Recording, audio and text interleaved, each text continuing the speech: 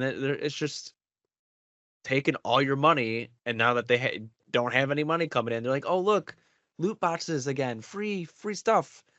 Like, I had almost every single skin in Overwatch 1, and I only bought the game. I never put another cent into it, Yeah. and I had almost everything. Overwatch 2, I had almost nothing, and I got the battle pass for most of the seasons when I played it.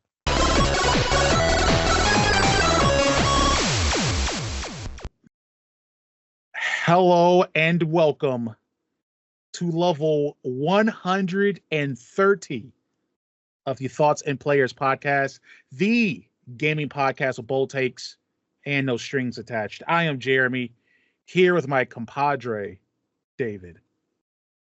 What up? How's your evening going today? It's not going too bad. Had a snow day at work, so got to be home and Yeah? relax.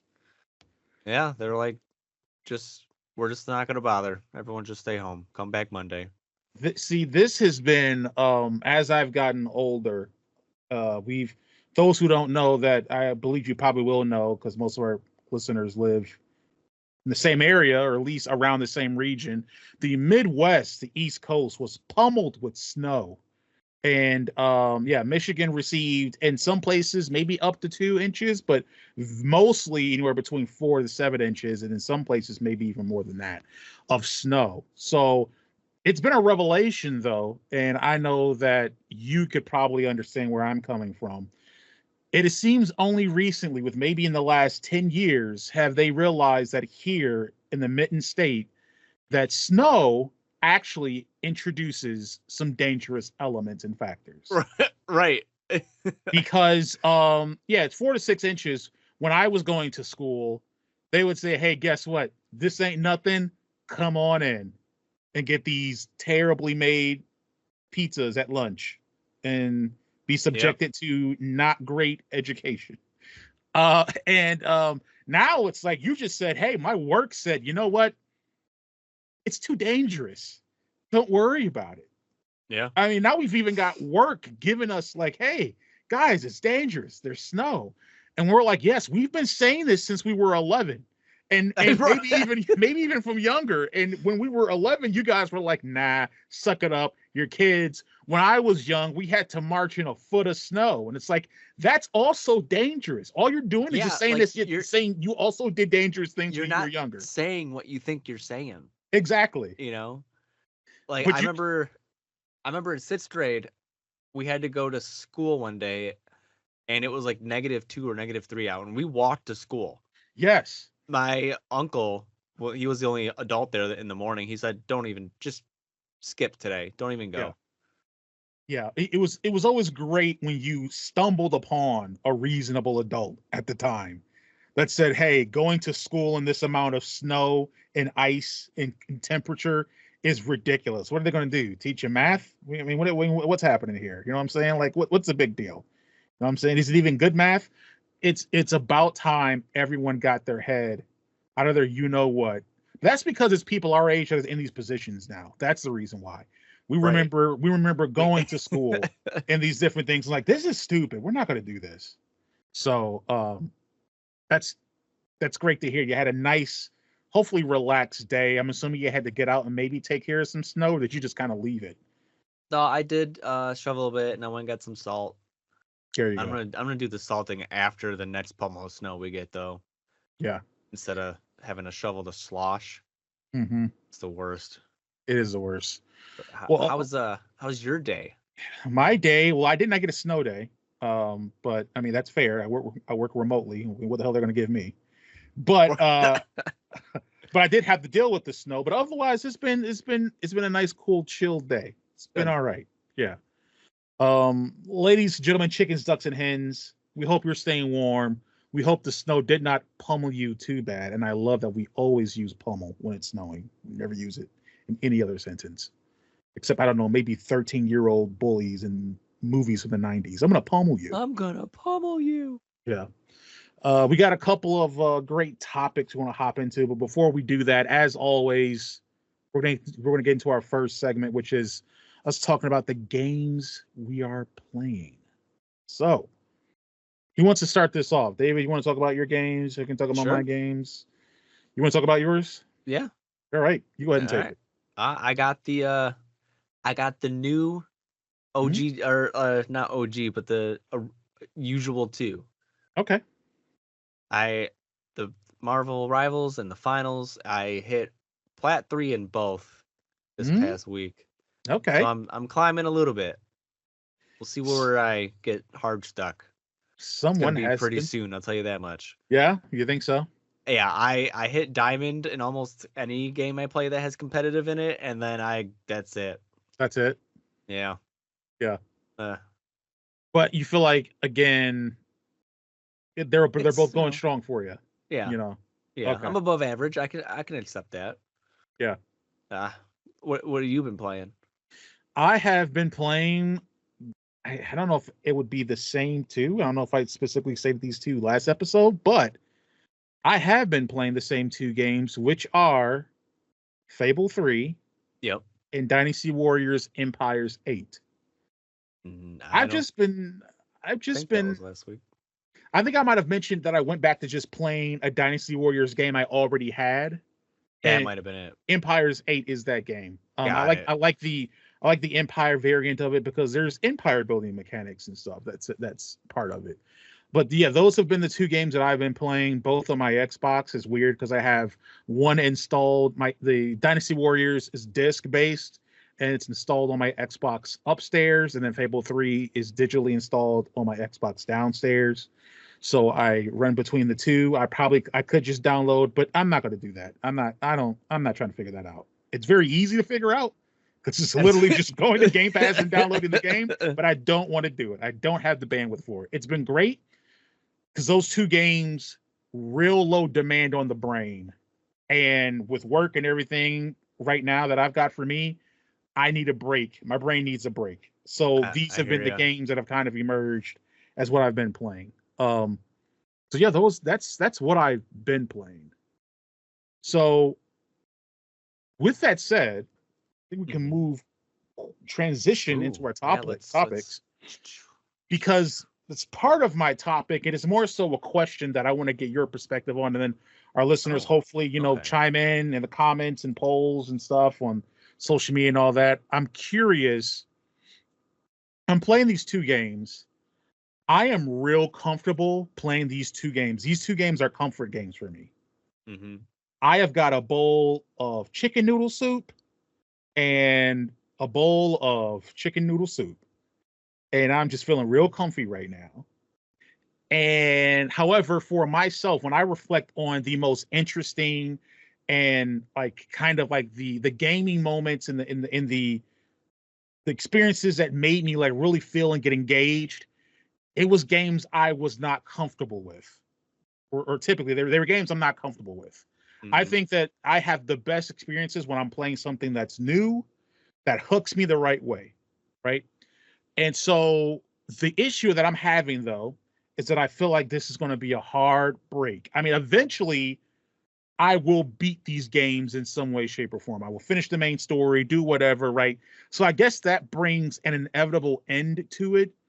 But who's to say I just don't re up and just get a fresh new bowl of chicken soup, of chicken noodle soup, right? Right. Like for instance, I'll give an example of like TV shows. So like a comfort TV show of mine is Trailer Park Boys on Netflix. I've probably watched that Really? entire series dozens of times. Yes.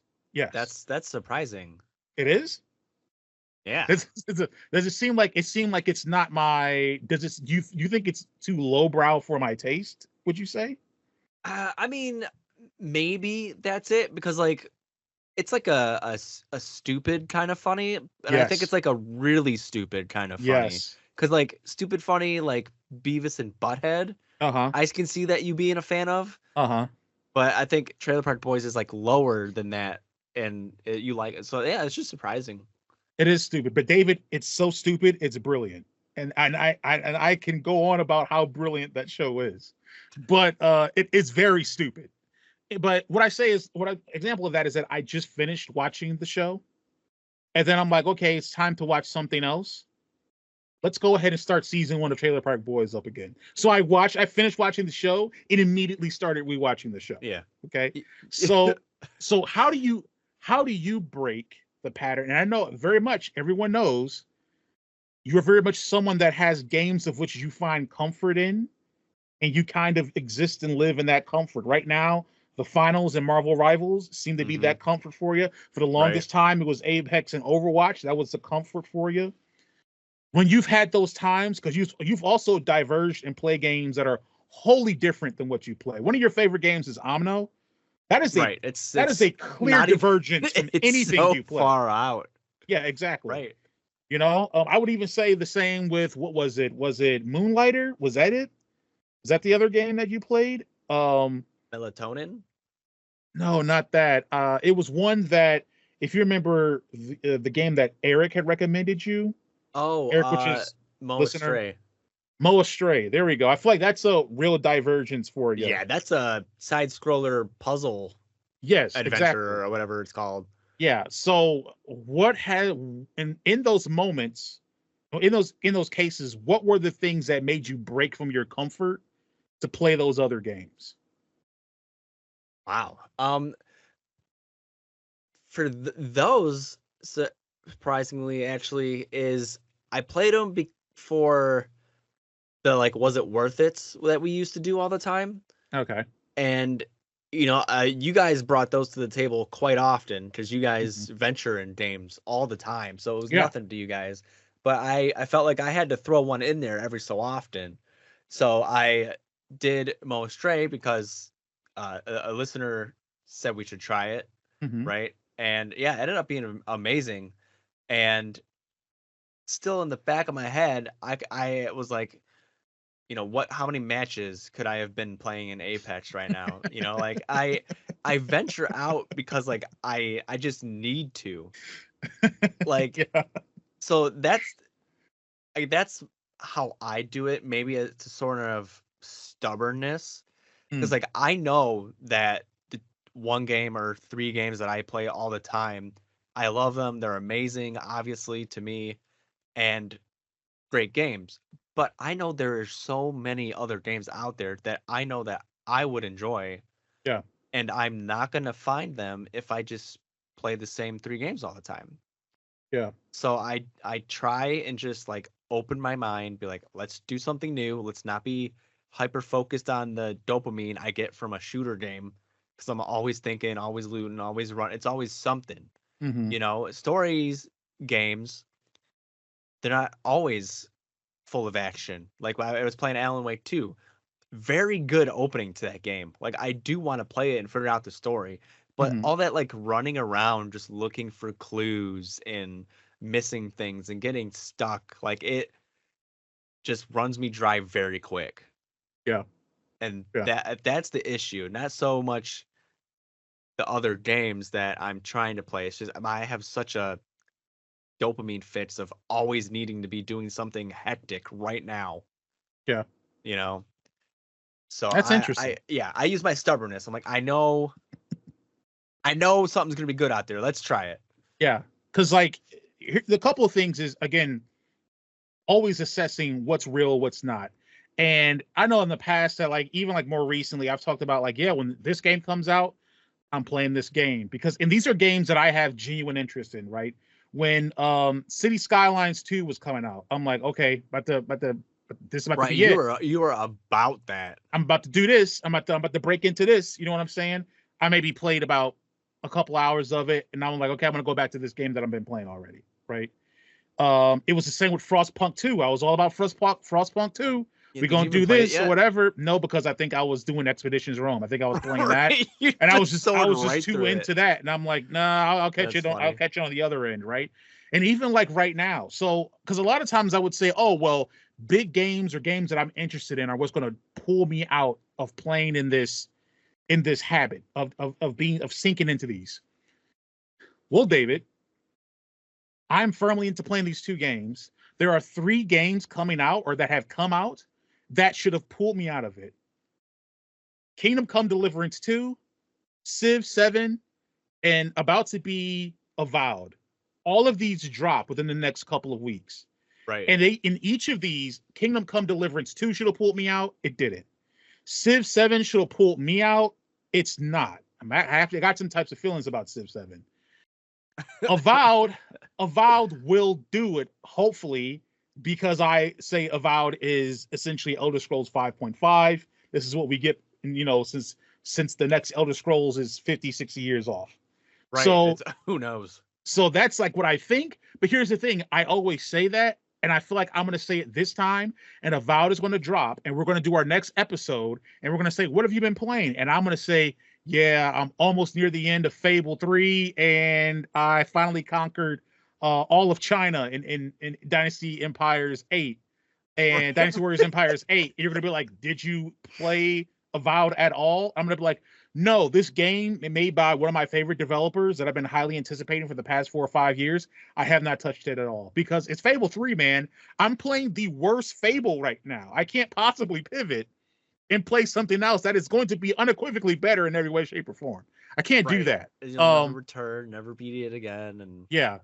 So it's like me trying to find ways to push the right buttons and pull the right levers on myself to get me to get out of this comfort zone and play some other games. Because the last time I left my comfort zone, I had Final Fantasy 16. And that was great. And I talk about my experience playing that game all the time. So when I leave my comfort zone, I find Valheim. Or I find it's certain I find like a good game. I find these great gaming experiences that like stick with me. When I leave my comfort zone, you know what I find? I find freaking Wildermyth, which is like in my top 100 games I've ever played. You know what I'm saying? Like, right. So I know where I get the most value as far as the gaming experience as a person that plays games, but it's just sometimes you just sink into this comfort. You're like, this is so nice and cozy. I don't want to live here. I don't want to leave here for a while. And it's like, man, it's the experience is giving you something, but it's not really giving you anything else because you've already played and beat these games before. You're just experiencing the same thing. And it's like when I experience something new, that's when I really am like, oh man, this is awesome. This is such a great experience. This is such a great game and great story I have to be a part of. This is so cool. So yeah, I guess finding how to pull myself out of it, Yeah. Like I don't know if you know the saying, but some people say there's comfort in the chaos. It's like if you grew up in like a chaosy type situation, you kind of get into those relationships as you get older. Yeah. So I think it's kind of like the same with like video games. You sit there and play a game for, 10, 15 hours, and then you kind of like feel comfortable in it. And you just don't want to learn another game or get focused on another story or, that's just more splitting in your mind to have to remember and know and do. So you just go back to the game you already know, and it's comfortable already. That's true. The hard part. Yeah, that's true. And especially, and it's not like the thing is like I think about the games I played before then, like Big Ambitions and some other stuff. These aren't games. I think it was Big Ambitions and Software Inc. Software Inc.'s another comfort game for me. Big Ambitions was new, but it's a business sim. It's in the same. It's in a comfortable genre for me. Right. So I could just be in a stage right now of where I just need games that feel very comfortable and very familiar. And then at some point I'll be like, all right, time to throw a curveball. And then that happens, and like again, like you said, it's things that can be comfort. Like for me, comfort is these kind of weird RPG-ish, strategy-ish games. You talked about for you, chaotic games are kind of comforting, right? So I find as much comfort playing an orderly game like a strategy game like Civ 7. I find the same comfort in playing a chaotic game like Grand Theft Auto, but like not it's the same but different, right? So kind of trying to find those. Yeah. It's interesting. A little gaming psychology you got going on there, David. A little bit. Yeah, I like it. I took some psychology in college. There you go. I think I took a class. It's Psychology 101 is like a rec for so many different and it's ridiculous. Mm-hmm. Like I had it because I was going into nursing, so that made sense. It does. But I forget what my girlfriend at the time was going for. and she needed it too. And it I was like was artsy. I was going for what they called it media and communication arts. I was going for basically digital video. Mm-hmm. So my idea was psychology. Think of like all the psychological thrillers and the psychological. Think about your David Lynch's, R.I.P. by the way. Think about your David Lynch's and your other directors that mess with your mind. That's why I need psychology. In reality, I didn't. But No. it is what it is. Yeah. Yeah. That's it for my topic. Was curious about that, and it seems like finding the right path, trying to discover those things. I just know that I'm getting to a point where I can be more honest with myself, and I can when I say things to myself like this is the game that's going to get me, I can say no, you're lying. You're lying to yourself. You're going to fire up Fable 3 and you're going to fart in someone's face because that's what you do in that game. You just go around buying property and farting. That's what that game is. Oh yeah, and then you kill mercenaries and goblins or whatever, but primarily the other two things. That's all you're going to do. Nothing else is going to, you'll get to it whenever you get to it. You're going to be weird and something else will propel you to want to do something else. Oh, I'm going to buy the latest and greatest game when I get my brand new system. No, you're not. You're going to freaking download Knights of the Old Republic and you're going to play that on your brand new $500 Xbox. That's what you're going to do because you're an idiot. You're an idiot. That's why you do that. But yeah, that's it for my topic. Idiot gamers, you know? I know, right? They're the worst. All right. My topic. Companies, they sometimes don't take responsibilities, you know? Like, we talked previously, like the Dragon Age Veilguard didn't do as well as they hoped. And they're saying, oh, too many people want live action, or not live action, but like live service. Yeah. And that's why no one played it. But the thing is, there's other story games that are doing well. So where's your response now? So like, why do these companies not take responsibility? Yeah. I think I don't know. I feel like nowadays, just kind of like current climate, I feel like a lot of places, including people, just don't like taking responsibility for things. Yeah, a lot of throwing shade. Yeah. Yeah, or like completely like just altering it to where like not like a, you heard this all before, but kind of like a victimization kind of like, yeah, I like this is being put upon me. It is not the consequences of my own actions. Like with that game in particular, there were a bunch of choices that EA made in regards to that game. I mean, for one, you take a developer like BioWare. BioWare tried to make a live service game with Anthem and it crashed and burned because that studio's not good at making those type of games. So then they're going to work on Dragon Age, and EA puts the edict out of make it live service. And then Anthem crashes and burns, and they're like, ugh, maybe you guys aren't good at this. So, return it back to a single player game, and then they have to like hodgepodge, piece together a single player experience. And now, granted, I've been working on the game for over a decade, so that's a reason. That's not an excuse, but it's at least a reason for why that game turned out as bad as it did in many respects. One could argue maybe that behind the scenes with EA and all the crap they've got going on there, they may have actually did a miraculous job of shipping that game the way it was based upon all the things that were happening there. Again, still no excuse for bad writing, which the game has. That's just bad writing, right? But there's a bunch of different aspects to it. I think for EA specifically, Andrew Wilson's the CEO. We know what EA loves to do. They love the live service crap up. And so the live service games makes them money. And it's to a point now where it feels like, gaming pundits, gaming media that like kind of really rail against that stuff with live service and loot boxes. And I'm not saying don't do that, but what I'm saying is that like we can put down the act of being these stalwarts that are like 100% and that like, ooh, this is offensive and this exploits and this yada yada yada. It does all those things. By and large, people have shown not to care. You look at the numbers, right? I think EA says like every year between Madden Ultimate Team and which is now FC Ultimate Team, they pull in like $250 million a year. By and large, people don't care. Now I understand there's sports gamers, and sports gamers are the dumbest gamers. Yeah, but there's also other games and other gamers that also give them money. Right. So it's kind of like a thing where I'm at a point where I'm like, it's exploitative. It's deeply concerning.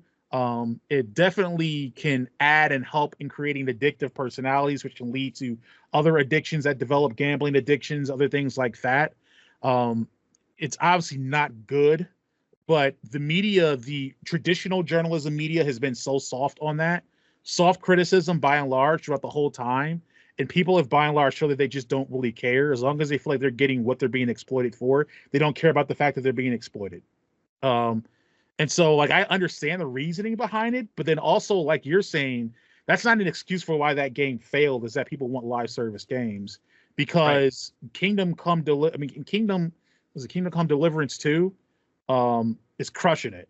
I think I forgot who it was, but the dev or somebody said that they made their money back in 24 hours of putting that game out for release. That That's game, awesome. yeah, no, that game did bukus. Baldur's Gate 3 did bukus. Black Myth Wukong did buku numbers. Think 10 to 12 million copies.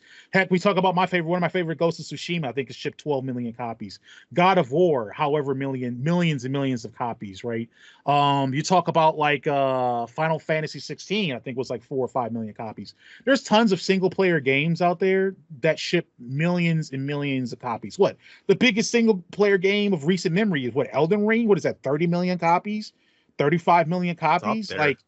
Like that's not an excuse. It's just a bad game, and you're taking the lesson away from it, and framing it the way you're framing it is because you want that excuse to provide cover for you making more crappy live service games, even though all the evidence indicates that people are getting tired of live service games. If you don't believe me, ask PlayStation how they're feeling about their live service initiative. Concord bombed. The Marvels bombed, right? All these other like big live service games. I think what is it? Kill the Justice League bombed, right? Yeah, that's already shutting down soon too. Exactly. Like there's plenty of examples, even in your own camp, like Anthem bombed and FC24 apparently didn't do that good. FC24, I think from an article I read, actually performed worse than Dragon Age the Veilguard, which relies on that ultimate team mechanic, but they aren't talking about that. They aren't saying that that's the reason why that game failed. It's just covered to try to create more exploitative games that try to take advantage of things. Like the game has to be good. If it's going to be a live service game, it has to be good Right. at its base, at its core. Marvel Rivals is a good game at its core. That's why the live service thing works for it. Make good games, dude. And speaking of Rivals, beside it being a great game, it doesn't shove its store in your face like at all. Like there might be Yeah. a thing when you first launch the game, but like it doesn't do it in game. There's a separate tab for it, everything like that. It's not pushing an agenda to make a bunch of money. They say, "Oh, like cool, we got new skins," and then that's it. That's I it. could sit there and play. It doesn't keep popping up between every match, nothing like that. And Overwatch 2 recently brought back loot boxes. Yeesh. And I think that's because their game is now doing very poorly because Rivals is doing so well. And it didn't help that Overwatch was throwing out $20 skins. And then there's like Mythic. I don't know. They came out like right before I got banned, but it's like Mythic their weapons or whatever. Like I know Ryan got like a Mythic hammer, and that was like $80 or Okay. something. It's Yeah. like up there, and they're obviously they're gonna do it for every character, Mm-hmm. So that's just a long process, and then it's just taking all your money, and now that they don't have any money coming in, they're like, oh look, loot boxes again, free stuff.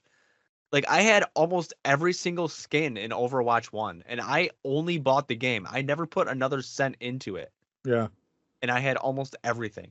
Overwatch 2, I had almost nothing, and I got the battle pass for most of the seasons when I played it. Yeah. Yeah. It's just ridiculous. Yeah, that is absurd. It does that loot box thing. Yeah, it has to be a response to Marvel has Rivals to be. kind of just taking their lunch. Yeah. It's like, hey, you guys probably would have been doing well if, one, you kept the loot box stuff and stopped shoving, hey, spend your money on us in our Mm-hmm. faces. And then two, I can't remember it right now. Oh yeah, do what you promised us. Right. I was going to say That's that's those another thing single that player mission Rivals and stuff. does. Yeah. It's giving us what it promised. Yeah. You guys promised us a PvE. Never launched. Right. Yeah. Yeah. Oh man. Yeah. They've got some problems over there at Blizzard, Activision Blizzard. They've got some issues over there. But And yeah, that's I think it's just between all these companies, what is the common denominator of their issues? The typically higher greed. ups.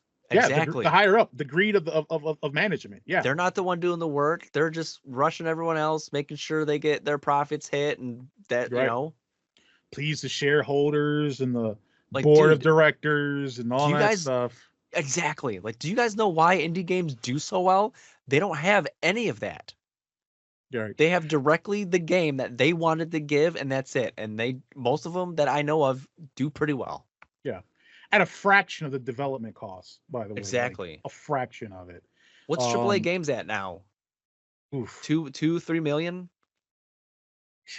Yeah, I'd have to like the typical AAA budget now of like a big AAA game has to be, I want to say 100. It has to be at least 100 million plus, which was unheard of at one point, right? Oh my god. The average cost of a AAA game can range from 4 million to 250. Yeah, yeah. I feel like the average AAA game that's put out nowadays though is probably at least 80 plus million, 80 plus million at least. Yeah, Concord was 100 million. That was a lot. That was a AAA. dang. That was a AAA live action game. It's Yeah. like it gives examples like GTA 5 is between 260 and 290. Call of Duty Yeah. Modern Warfare was 250 and 298. Red Dead was 80 to 100. Like Hmm. that blows my mind. But Yeah. either way, if they sell what I don't know the math right now. I I am mean, out of it. But a the $70 game times 1 million customers is like 70 million. So mhm, that's almost profit right or breaking even right there. So like right. And like we, that's for one, insane. it's important to always frame that conversation as we're not looking at revenue, we're looking at profitability, right? So it's not that when they talk about this game had a lower level of profitability than we projected for. They're not saying that the game didn't make money. They're saying the game didn't make as much money as they projected or wanted it to. Those are really different, really important things to account for because they'll make you Yeah. seem like this didn't hit our profit projections. We're basically poor now. Like, and it's like that's insane. That's not what's happening. That's not what's happening at all. It just didn't meet your projections. It made you $5 million instead of $50 million, right? Like all net clear. Right. And everyone, all of them that are releasing, video games are like movies in the same way. Like you mentioned, it was like what 260 to 290 or something for GTA 5, right? Yes. Yes. GTA 5 has made, I believe, billions and billions of dollars. That's why that big initial investment was up there. That's not counting the amount of copies sold. So let's not think about the fact that GTA might have sold 10, 20, 30, however million copies at $60 a pop. We're talking about GTA Online. And that's printed them billions of dollars for the past decade, right? Yeah.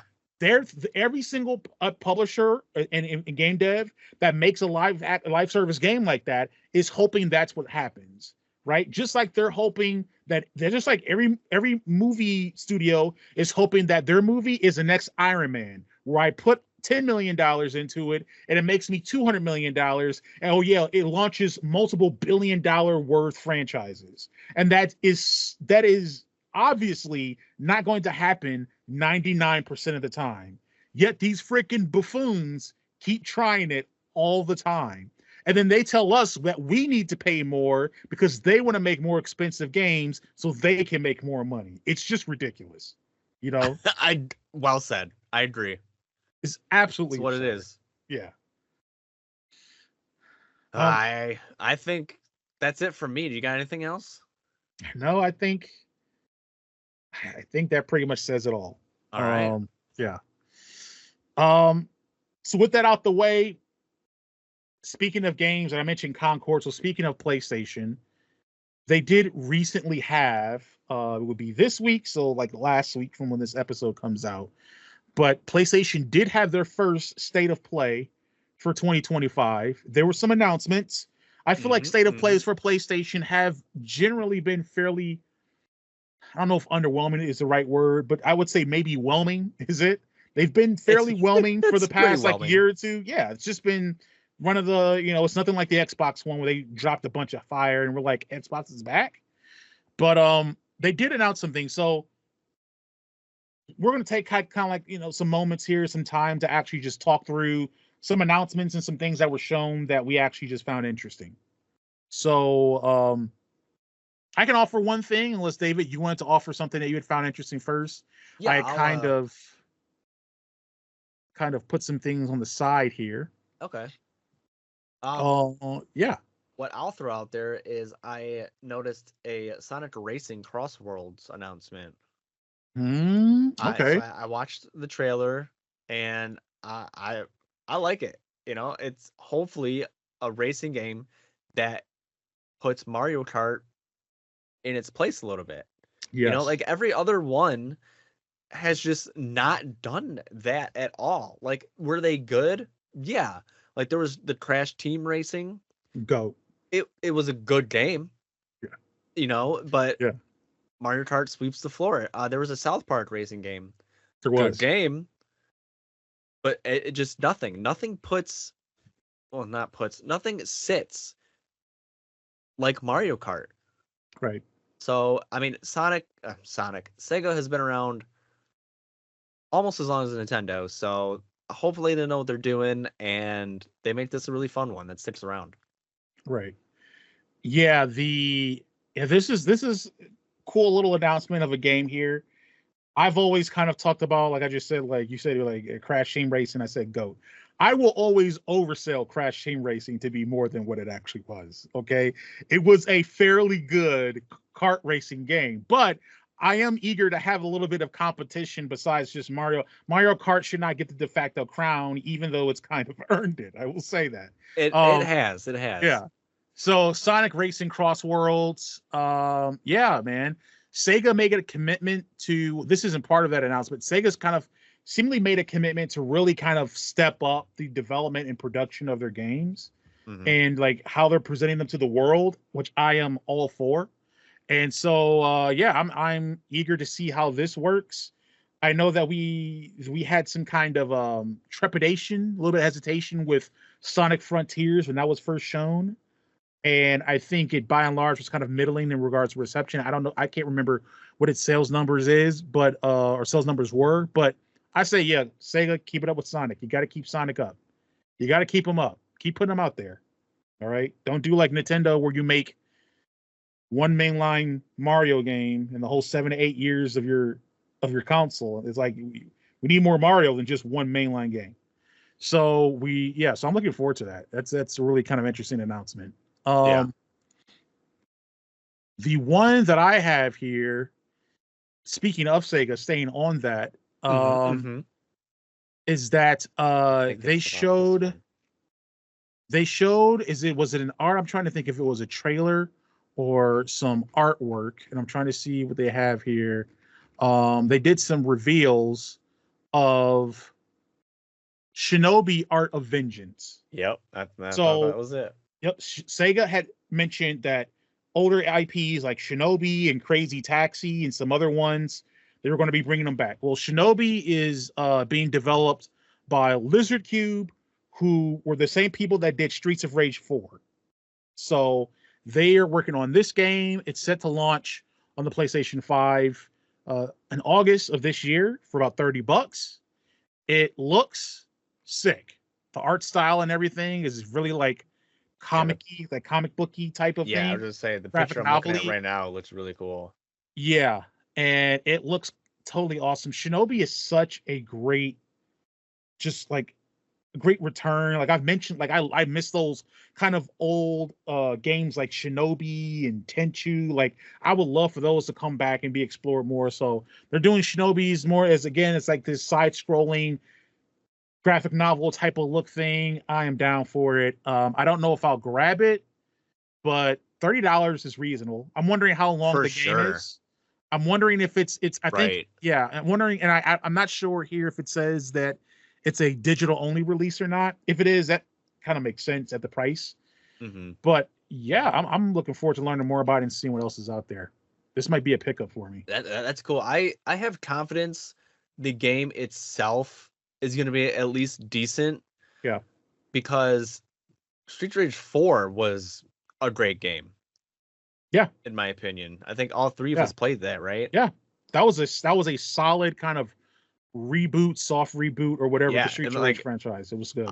I didn't end up beating it. I got to like the fourth world or something like that, but my Yeah. son he beat it. Yeah. He loved that game.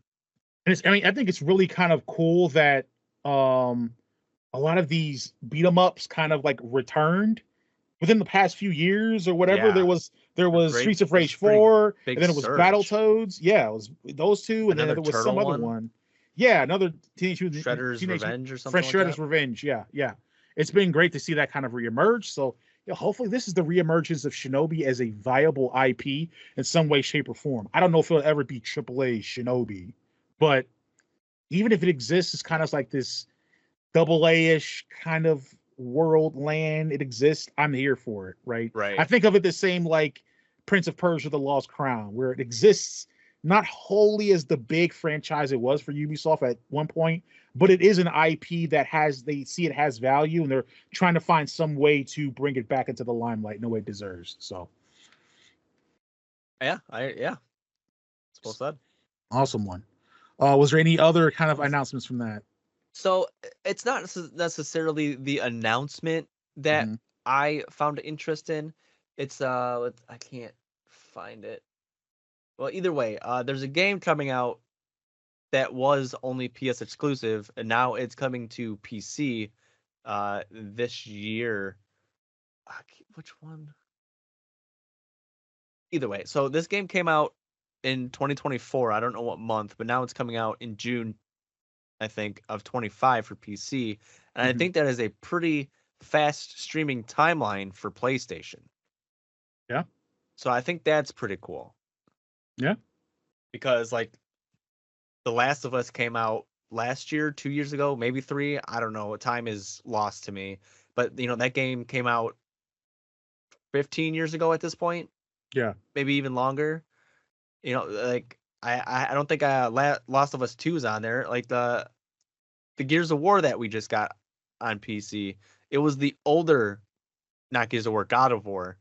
Mm-hmm. It was the older one. It wasn't Yeah. even the newest one. Uh-huh. I think that was Yeah. 2018, and it came out in 23 or 24. Yeah, that's a weird thing with Sony is it seems to be per game as to how soon it goes from being a PlayStation to PC and PlayStation.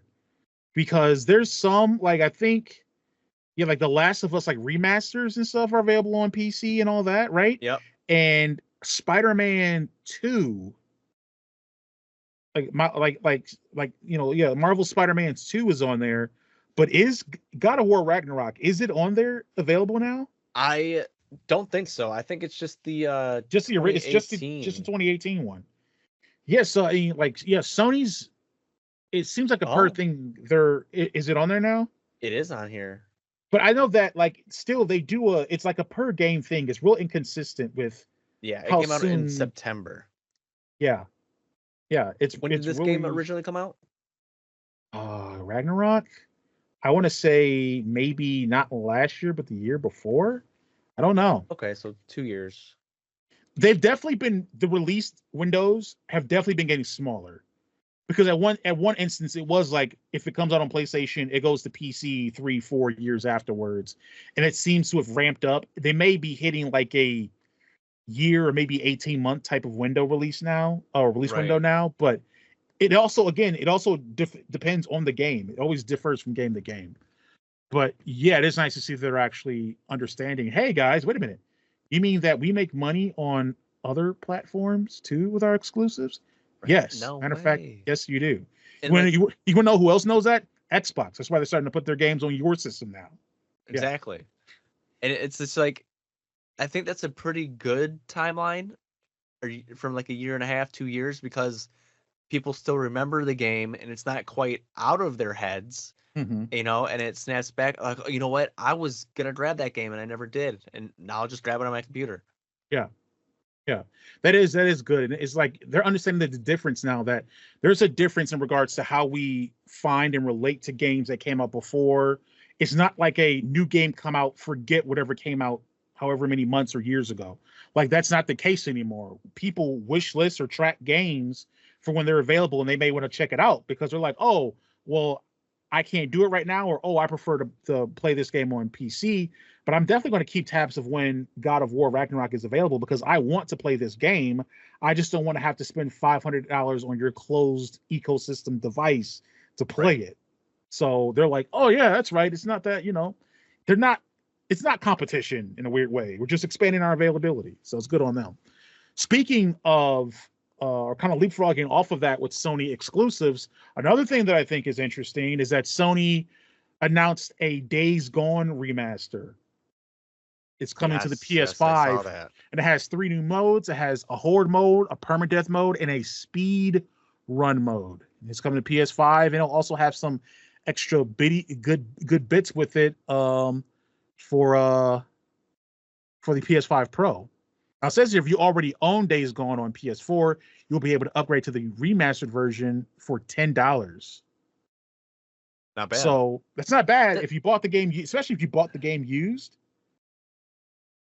$10, PS5 yeah. upgrade, looks better, all these different things. What I think so they're doing a remaster of this game, which is great by them. By the way, nobody wants this. Everybody wants a remaster of Bloodborne, and they know that already, but they won't do it.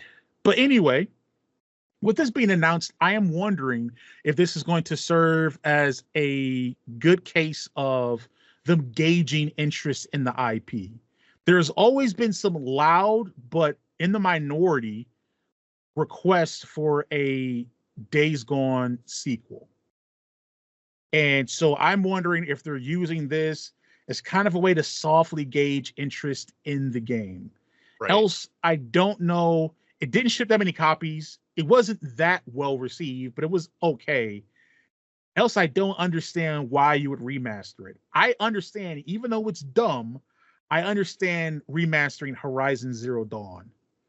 I don't understand remastering Days Gone unless you're also using this bit of it to gain a little bit more info, figure out like adding new modes and stuff. Like, why? Yeah, especially speed run mode like that. Why? Yeah, What is that? I know, right? Yeah, what Like is that? you're supposed to speed run the game. That's just what you do. Right, There's not supposed to be a specific mode to do it in.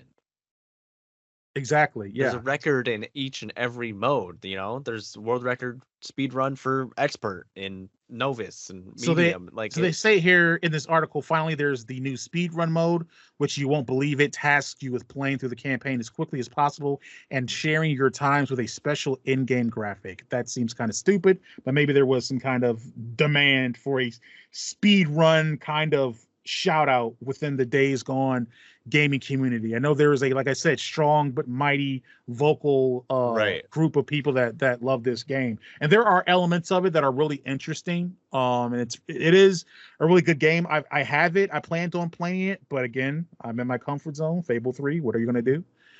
But yeah, Yep. this was interesting just from that standpoint. And I feel like depending on what interest they get and what data they're able to glean from it, maybe they start cooking up a Days Gone too. Maybe. I don't know. Yeah. I guess time will tell. Yeah. Um, Another one for me. Oh, I clicked. Is the game itself for me? It's not something I'm looking forward to. It's just a general conscious. Is the Borderlands 4 is coming out, Yes. and Borderlands 3 came out end of 2019. So it's pretty much almost a 6-year window Mm-hmm. for it to come out. It says that the release date is for September, so it's going to be pretty much exactly 6 years. Yeah. So I think that's pretty cool. I know that the series has done very well. I know the movie was a bomb, but I love the graphics of Borderlands. I just can't get Yeah. behind the actual game. Right. Like from like the art style. I also think like for me the big thing with Borderlands is like the customization, like your ability to customize essentially every gun in the game Mm-hmm. to whatever you want it to do is super awesome. There's not been a game that's offered customability like that. So, in a long time. But I get what you're saying. It's something about the game. It's Yeah, it's weird to say just like I like these things about the game, but open also the world game I looting. don't. It's Yeah, too much for me. yeah. It's a little. I would say that. Yeah, the word that comes to mind for me is overstimulating. Like it's a little overstimulating, and so I I can can't see that. really hone in on the things that I really enjoy and like about it. Right. Well, I think like last bit of interest for me, something that's not very overstimulating, maybe just rightfully stimulating The for perfect me, amount. the perfect amount, is that guess what? Before Borderlands 4 comes back in September, Solid Snake returns in August This is true. because they released or revealed the release date for the Metal Gear Solid 3 remake. It is coming out August 28th. So those Yeah. of us that are anxious to return as Solid Snake, and he's coming as fast in a hurry. He's going to be here. And again, I mean, Metal Gear Solid 3, I don't have as much familiarity with as Metal Gear Solid 2. That one I played to death. But I am looking forward to, and I'm curious to see what this game looks like, what it comes out to look like. This is, if I'm correct, this is the first mainline Metal Gear Solid game that does not have Kojima, right? I don't know. Because there wasn't a Metal Gear Solid 2 remake. And you know what? I know there wasn't a Metal Gear Solid 2 remake. You know how I know that? Because if there was, I would have it. That's how I know that there wasn't. Are you sure about that? Yeah, 100%. So I just checked it. Yeah, so yeah, there is no Metal Gear Solid 2 remake, but there is a Metal Gear Solid 3 remake that's coming.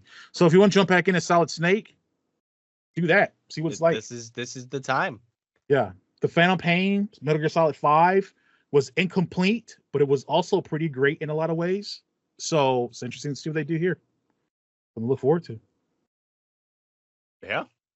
Um, all right, PlayStation State of Play out of the way. If you guys want to check that out, I'll link it somewhere in the video. You can check it out there. But with that out of the way, we're near the end of the episode, which means it's time for final thoughts. We can talk about something that is related or unrelated to this podcast episode. So, who would like to give their final thoughts first? I'll go. All righty. All right. So now with all the Pokemon card stuff, like selling them and stuff like that, I went through all of them and I looked at how good the conditions are in. So I have like a stack that I kind of want like get graded because it can really boost up the worth of the cards. Mm-hmm. So I sent in my first batch this past week along with my son. He also wanted to send one.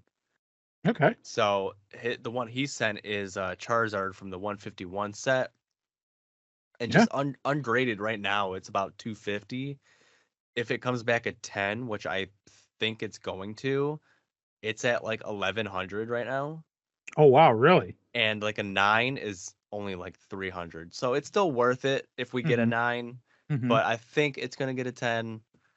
And I sent in like 6 cards. I hope the one card that I really want to get a 10 gets a 10 because it's worth like 1600.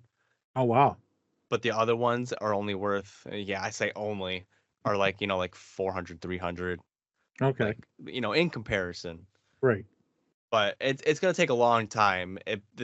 PSA that's been doing it through GameStop and stuff has been severely just sent out of cards, so they're really booked and behind, and so Yeah. it's probably going to take the full 50, 45 days to Okay. get them. And it's just you have to trust the people at GameStop. You have to trust the people in USPS. You have to trust people at the PSA. Like you have to Mm-hmm. trust so many people, So many people. and you just sit here in anxiety. Yeah. So, well, I'm sure I'll announce the grades whenever I get them on here, so Okay. we'll know. Yeah. That's my final thought. Well, that's yeah, you gotta like update us on that and let us know how that goes. That's always been like a really kind of interesting aspect of like the trading cards, and particularly with like Pokemon.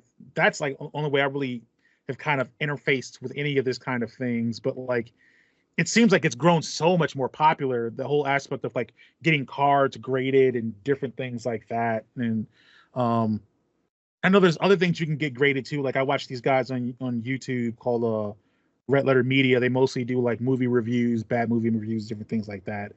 And I know they've sent in like video, like VHS cassettes Hmm. of like old videos to get graded, and they get graded, they get certain grades and stuff like that. So Yeah, it's not, it's something I got to learn more about, but you yeah, can it pretty sounds much get interesting. anything. Yeah, it's crazy. And like I want to give an example. So like I'll give you one guess what the biggest most wanted card of Pokemon is. It's got to be the original Charizard. Exactly. Yeah. The first edition Charizard, which it's also shadowless and it's only shadowless. First edition is only shadowless because like in the square where the pictures are, it has like a darker side. But in the first set of English, the first print, they didn't put the shadow layer on. Oh, okay. So yeah. So a grade 10 for that Charizard is $270,000. Wow. But a grade 9.5, it drops to 37. That's a big drop. It is a It's a huge drop. lot of money, And man. It's it's crazy. it's usually that much of a drop percentage wise. Yeah. Yeah, It's that's just super it's like that. crazy. Like a 9 could you just have like one white spot on the back, Yeah. and that's it. Like you might not even notice it, but they notice it because they have to look at it so closely and Mm-hmm. like intimately, Mm-hmm. and it just screws you over in Mm, price. man. And that's I mean that's that, but that's the potential to be sitting on. Even if you take all the hundreds and hundreds of cards that could be have some nominal value, and you send them off, and cumulatively you're getting some nines and a couple of tens here and there, but you're getting some nines, nine and a halves, whatever. Eventually, be sitting on a lot of liquid cash. Eventually, if you sell that stuff, Right. which is, I mean, yeah. I think about that, all the time. Like where are my Pokemon cards? I don't know where they are. Yeah, I don't even know where they are. I'm not even sure if I maybe even gave them away to like my cousins or Right. something. Dude, so many people did that. Yeah. Yeah. I'm a Not hoarder. I didn't do not that for anything. yeah, not a great decision on my end if I did do that. Um and knowing like my cousins and stuff, they probably did the same thing. They're like, we're done with these. We'll just give them to somebody else, you know what I'm saying? So Yeah. it's whatever. So Yeah. it's a nice gesture at the time. Like what am I doing with them? Yeah. Um my final thought is going to be that I think they did some reveals of some more things. Mentioned GTA 5, GTA 6, of the GTA 6 map and the size of it. And it's supposed to be about 2 times the size of the map of GTA 5. Dang. At least what I've seen.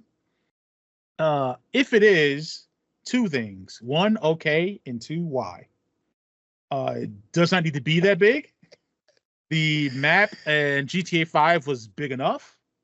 GTA 5 map is 80 square kilometers. Yes. That is insane. Does not 160 square kilometers of map for the oh my god. No wonder yeah, why it's taking so long. I know, right? Let me see if I can verify this really quick. Let's see here. Let's see. Needless to say, one feature may be the GTA 6 is a much larger map compared to the previous Rockstar titles, such as Red Dead Redemption 2. The main map will be at least twice the size of GTA 5. This one person says, but personally, they believe 3 times is more likely. Dang. It's unnecessary. Here's the thing. People gotta think. You gotta drive all that. I don't want to drive all that. No. I just looked up RDR2 and it's 75 square miles, so just barely smaller than GTA 5. Yeah. So you're talking about at least 150 square kilometer map then. All right, I guess this game better be good, man. If you're going to make me, drive that big of a map, it better be. I'd rather have it be smaller and packed and engaging than to be larger and not be as engaging. The thing is, though, is that of all game worlds, Rockstar probably has done the best with making engaging open worlds. And when you think about Red Dead Redemption 2 and GTA 5, there's people, there's things, there's everything happening all the time. So if anyone's going to make a map that big or world that big and have it feel alive and vibrant, it's going to be Rockstar. It's going to be the Grand Theft Auto team. But man, more map, I guess. Yay. Yeah. That's my final thought. That brings us all right to the end of level 130 of the Thoughts and Players podcast. If you like what you heard, please subscribe to the podcast on your preferred podcast service. We are on Spotify and Apple, and we're on YouTube, Amazon, whatever Google uses, if it's Google Podcasts or something else. I don't know what they're doing, but check us out there. We are also on the socials. We're on Facebook. We're on X. We're on TikTok. We are on Instagram. And of course, we're on YouTube, where we upload video versions of the podcast every week. If you want to support us, there's a couple of ways you can do that. One is to buy our merch. We have a Teespring store where we're selling hats and shirts and hoodies. Check that out. Also, if you want to subscribe to us on Patreon, you can do so. We have 3 tiers, a $2, $5, and $7 tiers. By the time you hear this, the return and latest episode of the Game Dev Tycoon series for patrons will be out on our Patreon. Episode 3. I forgot what I named it. I should have named it. I just thought of it now. I should have named it Back in the Black, in homage to our main character Black Eye, but I did not do that. But it is there. Check that out. There will also be another episode of the Thronefall playthrough that will be available. Yeah. So that will be up there as well. Check that out. Support us there if you'd like. That is it for me. David, was there anything you wanted to add? Peace. All right. Well, thanks for tuning in, and we will catch you on the next level.